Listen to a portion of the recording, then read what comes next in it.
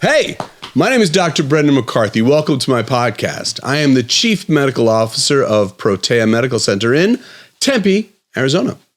Thank you so much for tuning into my podcast. Welcome. Today, I want to continue the series we started at the last episode on autoimmune disease and how I approach it. Different ways of looking at what autoimmunity is.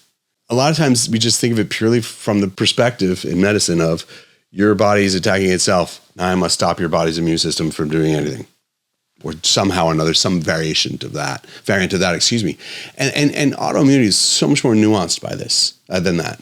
Autoimmunity is a complex thing. It's not just your immune system gone rogue and attacking you. There are other cofactors that are involved that stimulate this, that start it. There are things that perpetuate it. There are things that you can do in your personal life to lower your antibodies. You can, or at least try. So before I really do a deep dive into this, do me a favor, scroll down. And I want you to go to that YouTube thing there where it says subscribe. And if you like this material, press like. If you feel like someone might be benefiting from hearing this, share it. And we'll get going. I mean, in the very beginning of practicing medicine, I remember autoimmune cases coming in my door. I remember early on, seeing the association of autoimmunity in hairstylists. And I remember it had a lot to do with the coloring agents they were using.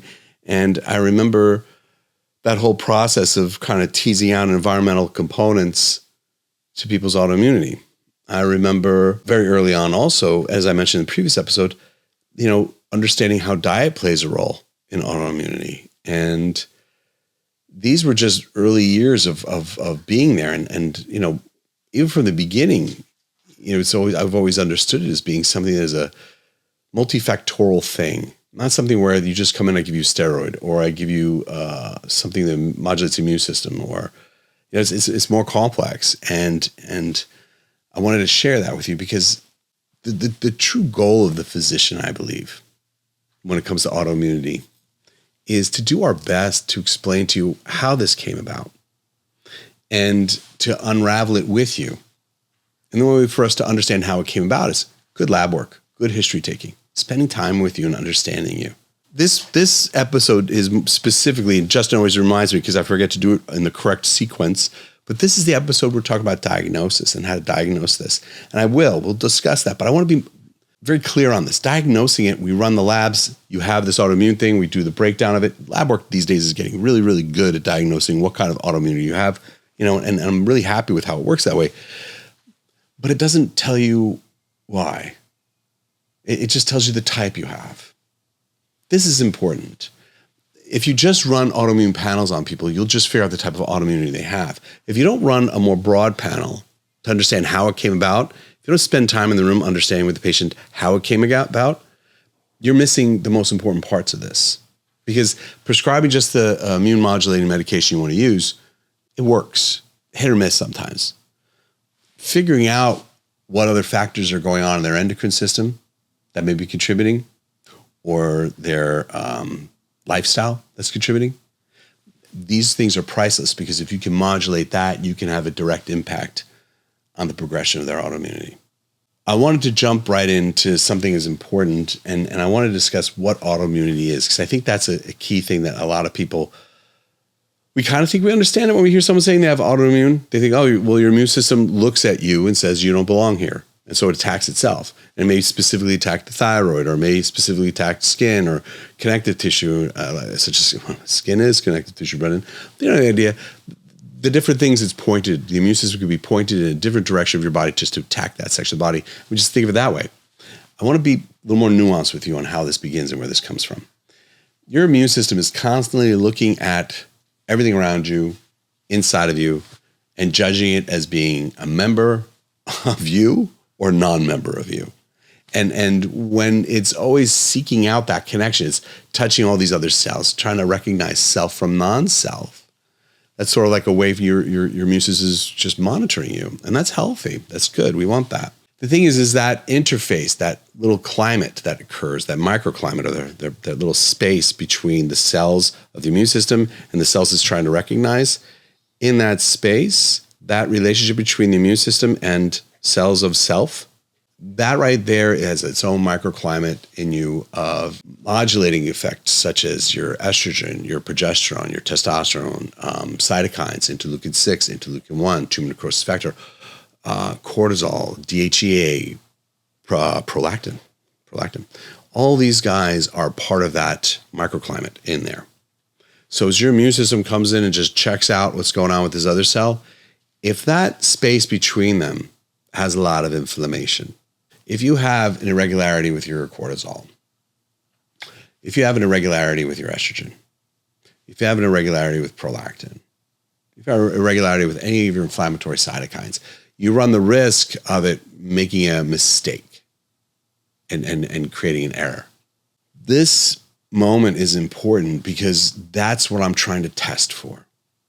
This relationship between self, recognizing the immune system, recognizing self and self, this exchange that happens here, if we can understand where it went wrong and how to modulate that, we can have a profound impact on the patient.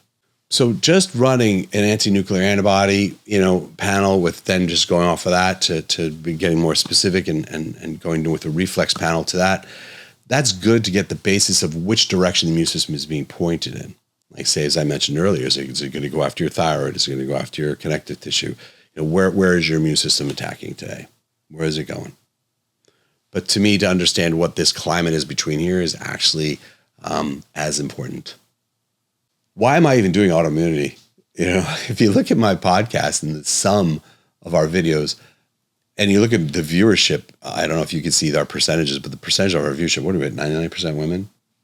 I'm doing autoimmune because most women have autoimmune.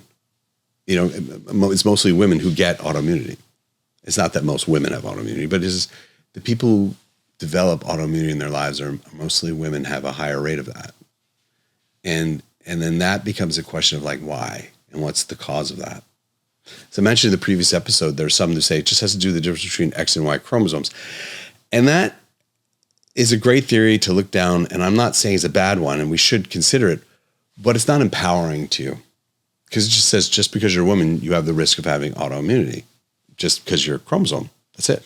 And that's not something you can change. So then the question is it hormonal?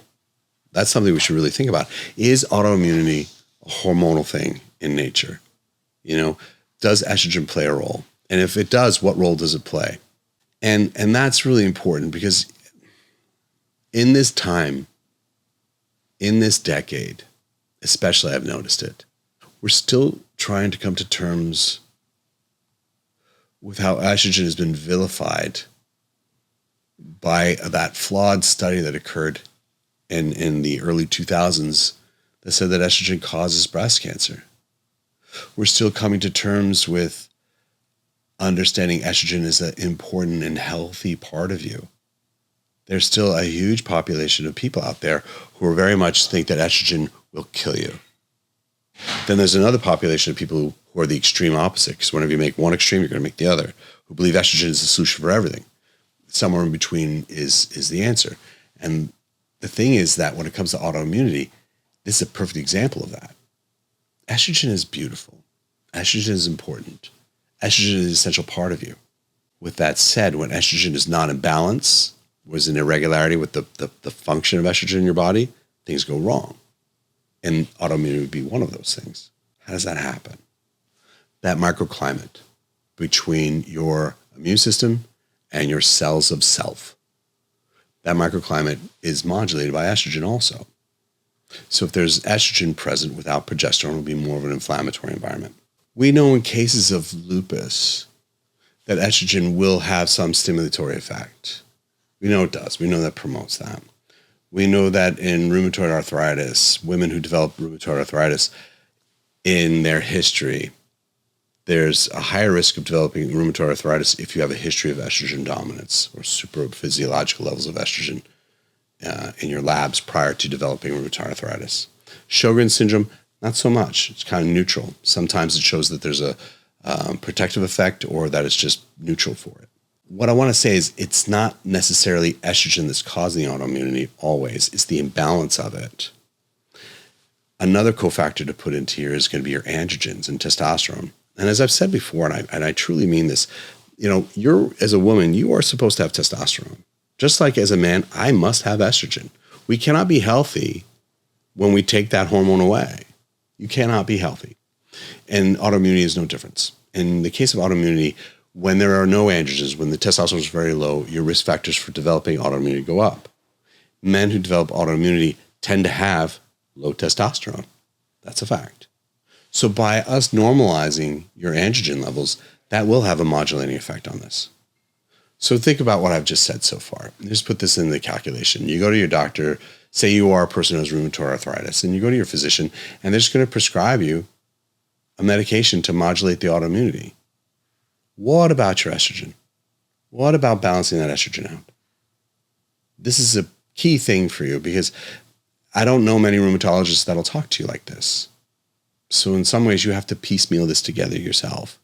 So when you go and you get your labs done for your estrogen and you see your estrogen levels are in the upper end of the range and you have no progesterone in the second half of your cycle when you're cycling, you have high estrogen, low progesterone in your luteal phase, day 21, say. Or say your estrogen, let's give you the numbers. Estrogen would be like 250 and progesterone is like anything below 5. You have a higher risk for developing autoimmunity. And if you have autoimmunity, this may be contributing to it. So when we have these patients with autoimmunity presenting to clinic and we take the time to understand where their estrogen is, if they have estrogen dominance, and then we take the time of modifying their estrogen, either by bringing it back into the range, by helping them metabolize the estrogen better, or helping them with ovulation, find out where their ovulation's not working, whether it's stuck, maybe prolactin's elevated, maybe chronic stress. This reduction in the ratio of estrogen to progesterone and bring them back into balance, that will have a positive effect on that little microclimate between your immune system looking for self versus non-self. Androgens and testosterone are tricky with women because, and this is the thing, and it's a truth, our whole environment, our whole population is suffering from a decline in androgens. Men especially, it's obvious in men. Women, it's definitely there as well. It's just not really spoken about or really monitored or tested as frequently as it should be. But this decline has everything to do with the exposure we have to endocrine disrupting compounds in the environment.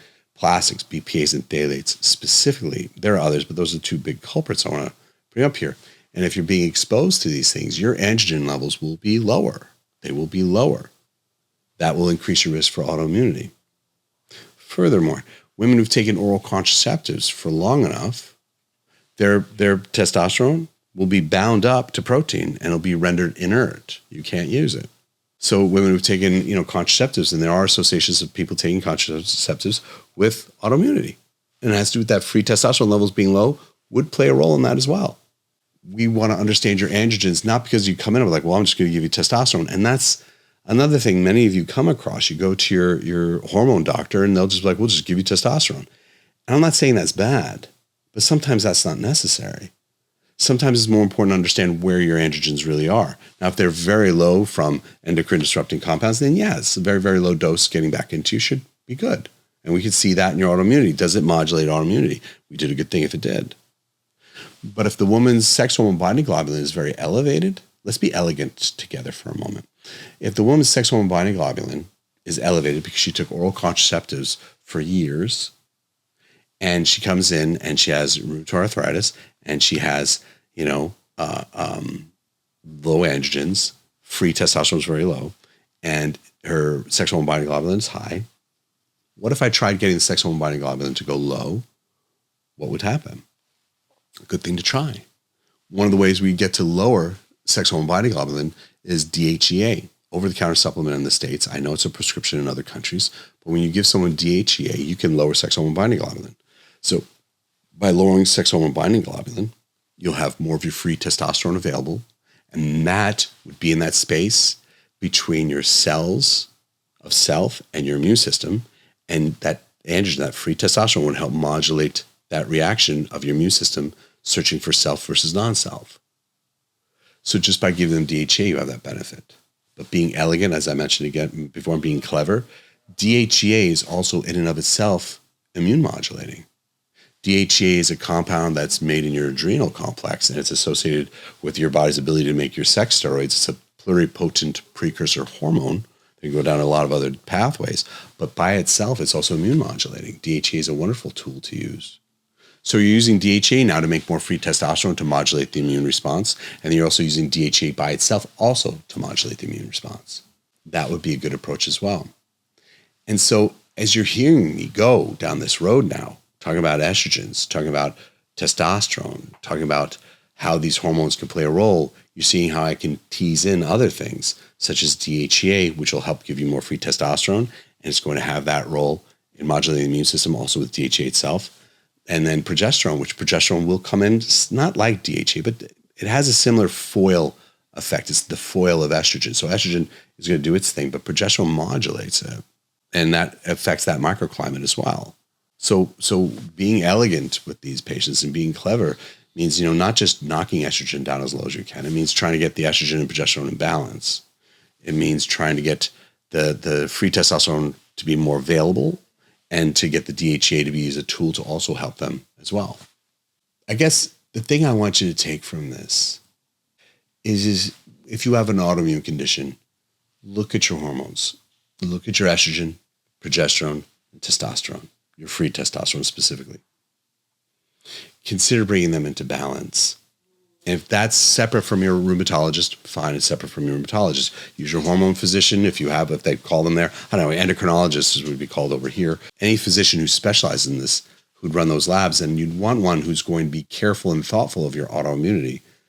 And they're going to take into account your autoimmunity when they're treating you as one of their goals, and using lab work to guide you. I hope this helps. I really do. We work very hard on this material together, and we have a lot on this. Our next episode, I'm going to go really deeper into the role of stress and the adrenal complex and how that plays a role, and how you can use treatments that are centered around your adrenal health that should have improvement with your autoimmunity. And as always, using lab work guides us, and symptom, reduction and resolution guides us. Again, I hope this helps. Thank you so much for tuning in. Please like, share, and subscribe, and I'll see you at the next episode.